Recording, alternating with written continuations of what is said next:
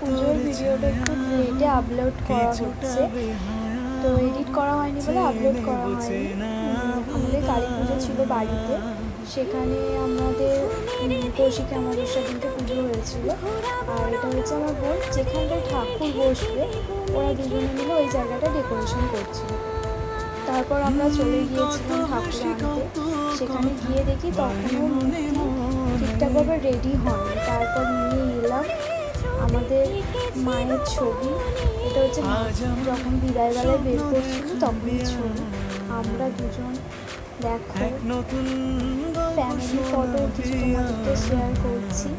এগুলো আমার ফ্যামিলির সবাই মিলে, বোনেরা মিলে, ফ্যামিলির লোকজন সবাই মিলে আমরা একটু ছবিও তুলেছি।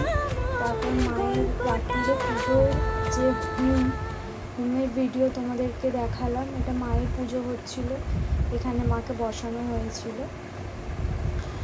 তারপর আমরা অনেকেই রাত্রিরে পুষ্পাঞ্জলি দিয়ে তারপর আমরা বসেছিলাম। এটা হচ্ছে দিদিভাই 28টা প্রদীপ জ্বালার সময় দিদিভাই জেলে বসে আছে।